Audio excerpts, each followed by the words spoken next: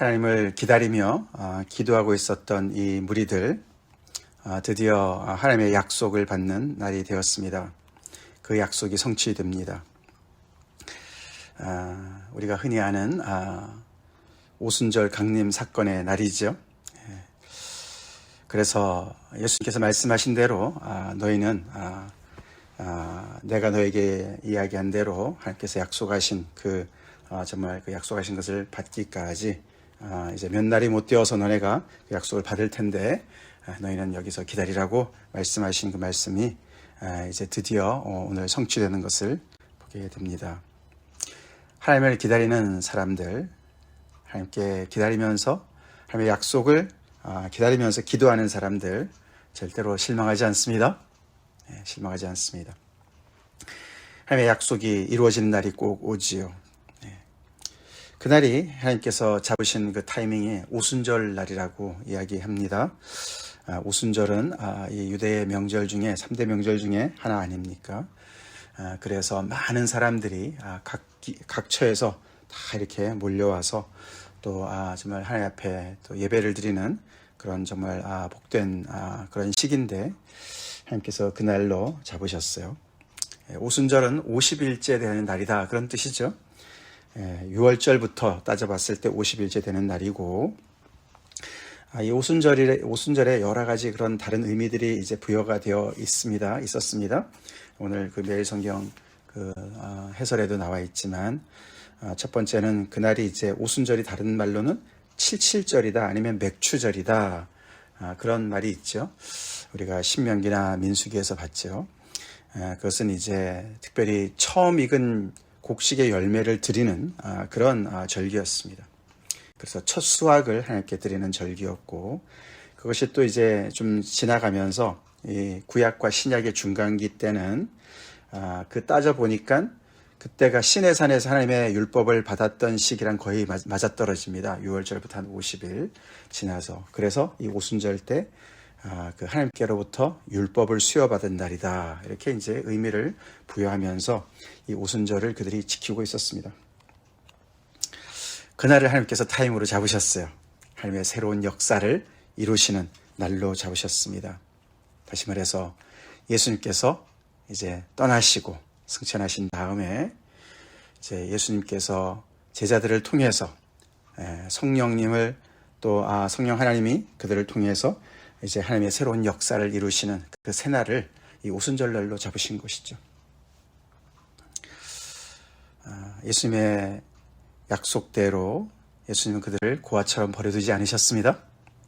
예수님께서 다시 오셔서 또 예수님께서 말씀하신 대로 내가 다른 보혜사를 보낼 것이다, 아버지께 간청해서 너에게 보낼 것이다. 다른 보혜사, 나를 꼭 닮은 그런 정말 카운셀러, 헬퍼, 그런 보혜사를 보낼 것이다 라는 약속을 오늘 이행하시는 것을 우리가 목격합니다. 그래서 오늘은 처음 인류 역사에 처음 벌어지는 사건들이 기록된 그런 장면이죠. 물론 우리는 예수 믿는 사람들은 다 성령을 받습니다. 그렇죠? 그래서 오늘 이제 우리가 성령의 침례를 받고 성령의 충만함을 받는 그런 초대교회의 소위 말하는 120문도다. 그 다락방에서 기도했던 그 사람들에게 임한 하나님의 역사를 보게 되는데, 그들에게 정말 임했던 그 오순절의 역사처럼 우리 예수를 믿는 사람들에게도 개인의 오순절의 역사가 있습니다. 똑같은 건 아니지만 그래도 우리가 예수 믿을 때 성령이 우리에게 임하는 그런 은혜를 받지 않습니까? 그래서 이 오순절이 마치 크리스마스가 개인의 크리스마스가 있어야 되듯이 오순절도 개인의 오순절이 있어야 되지만, 그러나 오늘 이 사건은 역사에서 유일하게 일어난 그런 사건이죠. 그 사건에 그래서 처음이 많이 등장하지요. 그래서 우리는 첫 번째 처음은 첫 번째 수학입니다. 하나님께서 성령을 보내셔서 하나님의 그런 성도들을, 구약에 있었던 걸 하나님의 교회에 있었지만 이제는 정말 그들의 영혼을 새롭게 하고 그들의 심령을 새롭게 하고 성령을 부어주시는, 그래서 하나님의 백성을 새롭게 만드시는 첫 수학이 있었고, 그 첫 수학이 된 그 백성들이 하는 첫 사역이 있었고, 그 다음에 그 첫 사역에 대한 첫 반응이 오늘 기록이 되어져 있습니다. 어떻게 그 일이 벌어졌느냐? 누가는 자세하게 기록을 합니다. 그 모였던 곳에, 그 집에 초자연적인 어떤 그런 현상이 나타났었습니다. 첫 번째는 들리는 소리가 있었어요. 그죠? 급하고 강한 바람 같은 소리다. 바람이라고는 하지 않습니다. 바람 같은 소리다. 그래서 소리가 있었고, 그 다음에는 불에 혀처럼 갈라진 것들이 각 사람 위에 하나씩 임했다. 그렇게 이제 기록을 해요. 그래서 바람과 불이 등장을 합니다. 불은 보이는 것이고 바람은 들리는 것이죠. 그렇게 해서 그 온 집에 가득한 그런 바람, 정말 강하고 급한 바람이 있었고, 각 사람에게 위한 불이, 위에 임한 불이 있었다.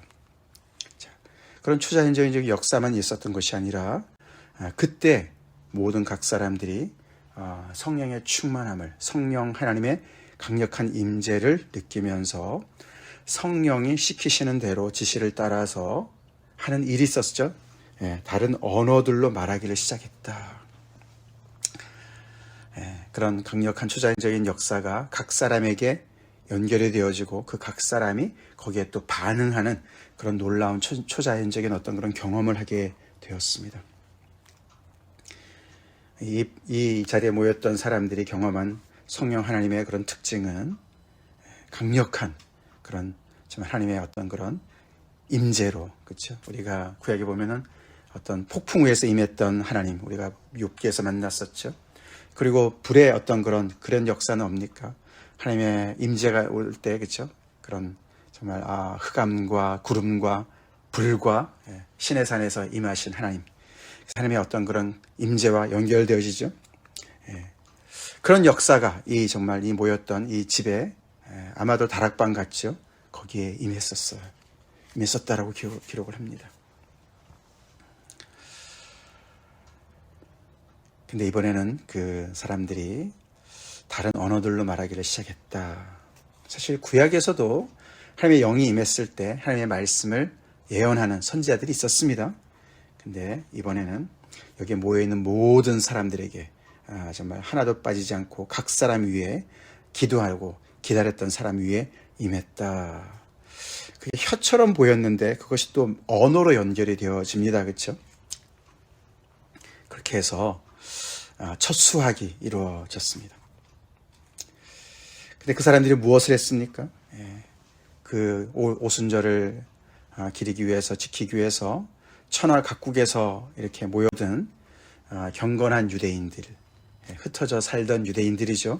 디에스포라라고 그러죠. 디에스포라 유대인들이 예루살렘에 머물러 있더니 5절에 이 사람들이 이제 명절 때문에 온 사람들도 있겠지만 또 어떤 경우에는 좀 이제 나이가 들면은 주로 이제 예루살렘으로 와서 은퇴를 했다고 합니다. 그 당시 사람들이. 그래서 고국에 묻히기를 원하는 그런 외국물을 먹다가, 외국에서 살다가 다시 고국으로 돌아온 그런 사람들도 포함해서 그런 뜻이라고 그래요.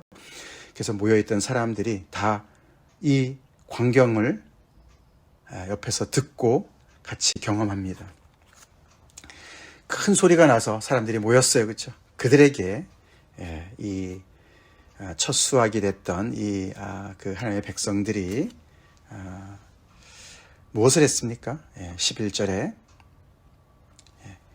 각 언어로, 그 사람들의 언어로 하나님의 큰 일을 말했다. 그게 첫 사역이었습니다. 당연히 바른 성령의 역사는 하나님의 큰 일과 연결되어져야 되겠죠. 그래서 그게 구체적으로 무슨 일인가, 무슨 뜻인가 이제 내일 설명이 더 자세하게 나오지요. 그 일을 했다는 것이죠. 여기 모여있던 사람들이 어떤 사람들이었습니까? 이 사람들은 이 천하 각국에서 몰려든 사람들과는 좀 다른 다 갈릴리 사람들이었다라고 얘기하죠. 근데 그것을 그 외국물을 먹은 사람들 입장에서 이제 얘기할 때는 약간 좀 이렇게 좀 촌사람들 뭐 그런 얘기겠죠. 한 번도 외국에서 나가서 살아보지 않고 외국어를 하지 않는 사람들인데 그 갈릴리 사람들이 어떻게 우리가 살던 그 땅의 이야기들로 우리가 난 곳 방언으로 어떻게 사람들이 이야기를 하는 거예요.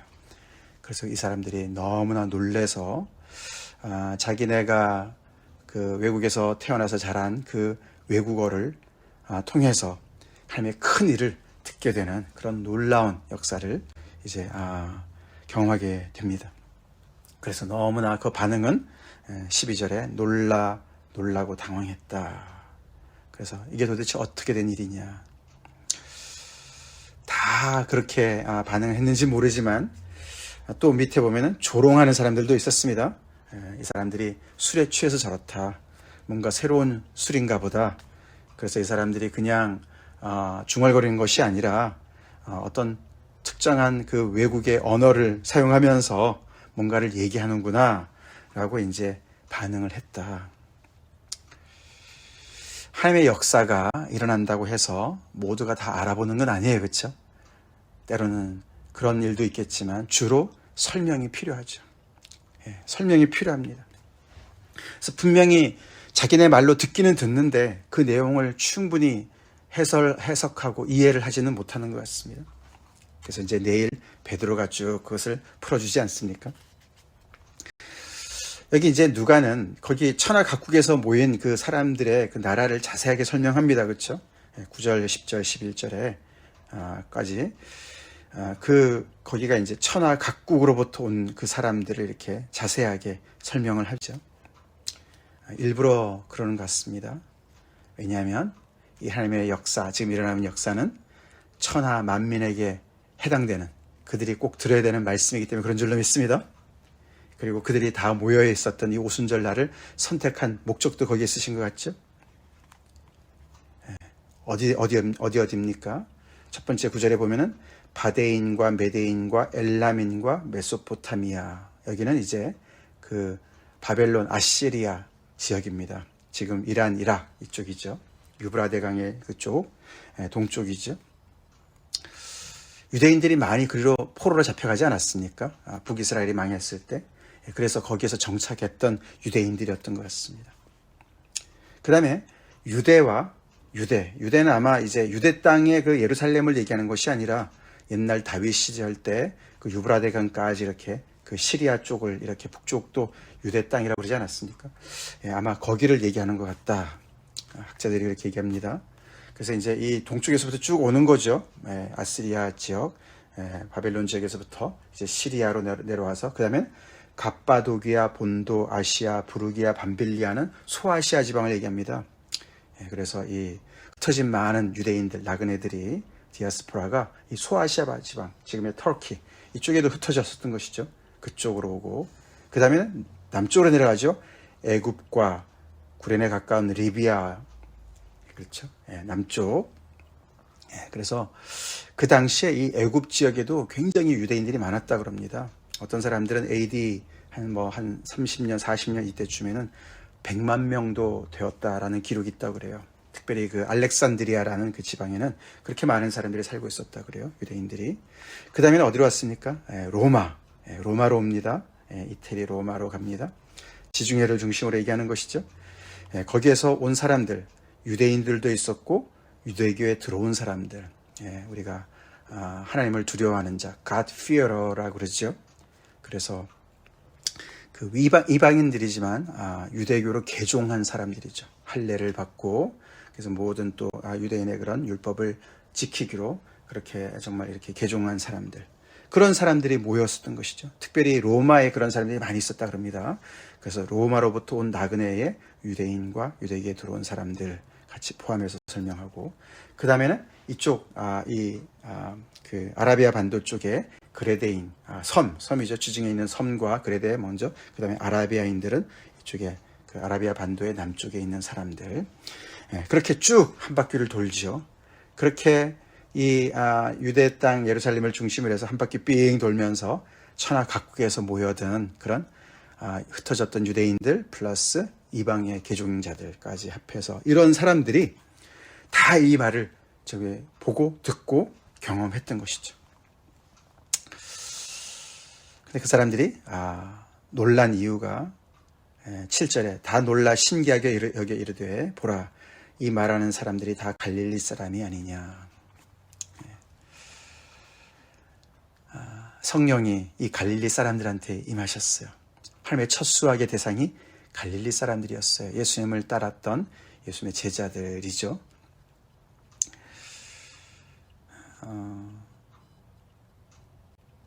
그 안에 유대인들 중에 더 배운 사람들, 더 정말 그런 국제 감각을 익힌 그런 많은 이중 삼중언어를 하는 많은 사람들이 있었을 텐데도 갈릴리 사람들을 먼저 이렇게 수확하신 하나님을 봅니다. 마치 예수님께서 이 땅에 처음 오셨을 때 베들레헴 말구유에서 태어나신 것처럼 이렇게 갈릴리 사람들한테 이런 역사가 일어났습니다. 오늘 우리는 성령 하나님께서 정말 그 구약에도 계셨지만 이제 정말 성령의 시대가 되고 성령께서 예수님의 사역을 이제 바통을 받으셔서 정말 예수님의 천상 사역을 이 땅에서 수행하시는 그런 정말 사역을 시작함에 있어서 이 성령 하나님의 놀라운 이제 그 시대를 이제 여시는 걸 우리가 목격하는데, 그렇죠? 그 시작이 이렇게 놀랍게 정말 놀라운 능력으로 정말 이렇게 다른 언어로 복음을 전파하는 그런 사건으로 임하는 것을 우리가 이제 보는데요. 그래도 우리가 잊지 말아야 될 것은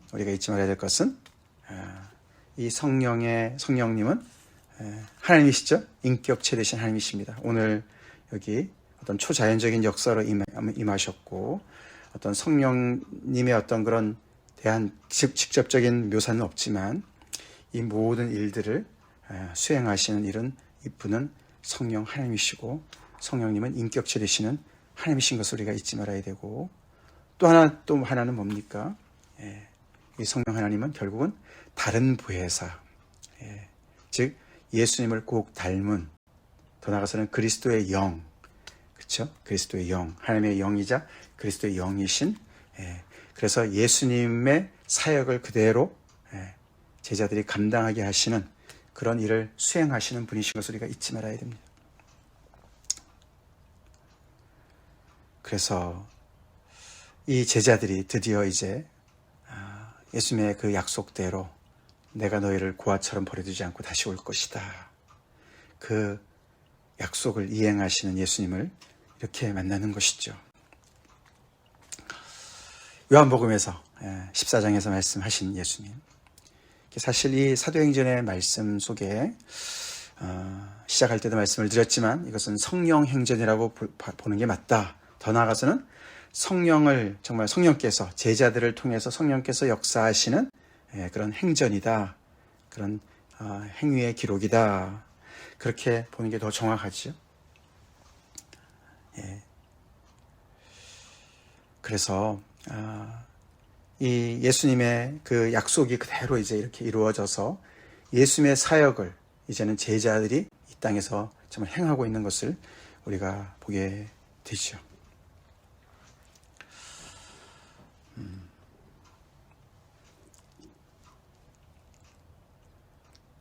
그래서 우리는 하나님의 믿음의 공동체는 하늘로부터 하나님의 약속을 기다리는 공동체가 될 줄로 믿습니다. 기다리는 공동체예요. 우리가 교회로 모여서 우리가 많은 것을 기도하고 또 많은 기대감을 가지고 있습니다. 그 기대감이 서로를 향한 기대감도 될 수도 있고, 그리고 여러 가지 우리가 또 다른 기대감을 가지고 하나님 앞에 나올 수가 있습니다만, 그러나 가장 중요한 것은 하나님께서 약속하신 걸 기다리는 게 믿음의 공동체입니다. 그리고 하나님께서 약속하신 것, 즉 성령 하나님을 우리가 지금도 사모하며 하나님의 약속을 사모하며 그 약속의 그런 그 성취를 받아서 하나님의 역사를 감당하는 것이 믿음의 공동체죠. 우리도 이렇게 모일 때마다 하나님의 정말 하늘로부터 임하는 놀라운 그런 역사를 기대합시다. 이렇게 놀라운 그 성령에 임한 그런 성령이 임하신 그 일을 통해서 정말 이 외국에서 온 많은 또 외국의 물을 먹었던 많은 사람들이 이제 하나님의 큰 일을 듣게 되는데 이 사람들이 그전에는 뭐 성경을 몰랐던 사람들이 아니지 않습니까? 그런데도 이것이 새로운 어떤 하나님의 놀라운 큰 일인 것이죠. 역사지요. 그래서 이 전혀 외국어를 배우지 않았던 사람들이 정말 이 외국어를 하는, 여기서 방언이라고 얘기하지만 그 방언이라는 것은 우리가 고린도 교회에서 했던 방언과는 좀 다른 성격인 것 같습니다. 그때는 통변이 필요한, 그렇죠? 통역을 해줘야만 이해할 수 있는 천상의 언어라고 얘기한다면 오늘 여기서 나오는 방언은 외국어 같아요, 그렇죠? 그래서 그 사람들이 자기네 언어로 듣게 되는 그런 방언이었습니다. 오늘날에도 선교사님들이 여러 각지로 이제 이렇게 선교지를 떠날 때 그 지역의 그 토착어를 배우기 위해서 얼마나 애를 씁니까? 저희들이 이렇게 미국에 와서 참 영어 배우느라고 얼마나 애를 씁니까? 영어가 안 돼서 많이 불편하지 않습니까? 그래서 이런 은사가 있으면 얼마나 좋겠어요, 그렇죠? 우리도 영어의 방언을 받아서 영어로 그냥 할 수 있고. 근데 이제 그런 방언이 이제 꼭 그런 것만은 아닌 것 같습니다, 그렇죠? 그런 방언을 받은 사람들 거의 못 만나지 않습니까? 그러나 대신 우리는 같은 메시지를 가지고 있어요, 그렇죠? 이들이 다른 언어를 통해서 같은 메시지를 전했습니다. 우리에게, 교회에게 맡겨주신 메시지가 분명히 있는 것이죠. 하나님의 큰 일을 정말 말하는 것이죠. 그래서 교회는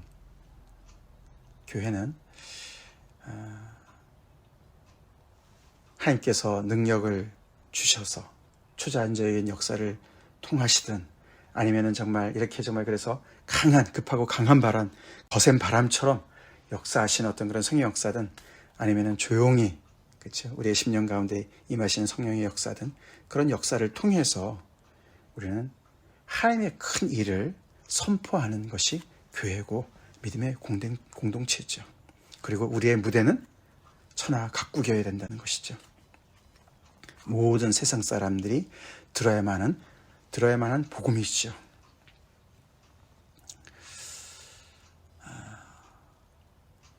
그것이 우리 정체성입니다. 교회의 정체성입니다. 우리가 너무 우리의 기대감이 쪼그라들지 않았습니까?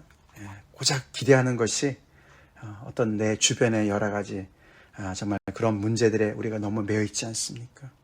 우리의 기대감이 혹시 우리 서로를 향한 기대감 때문에 그 기대감 때문에 만족하기도 하지만 또 실망도 하는 그런 기대감으로 우리가 머물러 있지 않습니까? 우리는 정말 하나님의 약속을 기다리고 있는 사람들입니까? 그것을 위해서 기도하고 있습니까? 우리 각자가 또 성령을 또 우리가 믿음으로 받았지만 우리 안에 새로운 성령의 역사를 위해서 우리가 기대하고 기도해야 되지 않겠습니까? 그래서 하나님께서 우리에게 주신 그런 사명을 우리가 감당해야 되는 교회로 다시 거듭나야 되지 않겠습니까? 우리 그것을 위해서 기도합시다. 다 같이 기도하겠습니다. 하나님 아버지 감사합니다. 오늘 오순절에 임하신 성령 하나님의 역사를 아버지 우리가 묵상합니다. 정말 아버지 교회사에서 정말 가장 큰 정말 아버지 정말 그런 획기적인 사건 중에 하나인 이 오순절의 역사, 그렇게 시작이 되었고 그 현장에 있었던 그 아버지 첫 수학의 대상이었던 교회와 또 아버지 그 사역의 대상들이었던 많은 사람들, 너무나 당황스럽고 놀라고 조롱까지 했던 많은 사람들, 그 하나님의 놀라운 역사를 아버지 우리가 묵상하며 오늘도 우리 가운데 아버지 그런 새로운 하나님의 역사를 또 기대하며 주님 앞에 기도합니다. 하나님, 주님의 몸된 교회로서 항상 주님을 바라보게 하여 주시옵소서. 우리의 기대감이, 우리의 기도가 하나님을 향하게 도와주시옵소서. 오늘도 여전히 아버지 똑같으신 성령 하나님께서 우리 가운데 역사하시고 똑같은 사명을 우리에게 부여하시고 아버지 그렇기 때문에 우리를 또 존재케 하시는 하나님을 우리가 바라보며 주님 앞에 기도합니다. 하나님의 새 역사를 기대합니다. 하나님 우리를 통해서 역사하시옵소서. 우리 또한 아버지 갈릴리 사람들처럼 아버지 부족한 건 맞습니다. 그러나 아버지 겸손한 자들, 기다리며 자기 자신을 비우고 기도하는 자들에게 역사하신 하나님, 성령을 채우시는 성령의 충만함을 허락하신 하나님, 우리에게 하나님의 새로운 영을 부어주시고 아버지 새 영으로 충만케 채워주시옵소서. 에스겔의 골짜기에 아버지 마른 뼈같이 다 죽었던 그 심령들에게 생기를 불어넣으셔서 그들을 큰 군대로 만드신 것처럼 우리 가운데 새로운 역사를 이루어 주시옵소서. 예수님 이름 붙들어 간절히 기도 올려옵나이다. 아멘.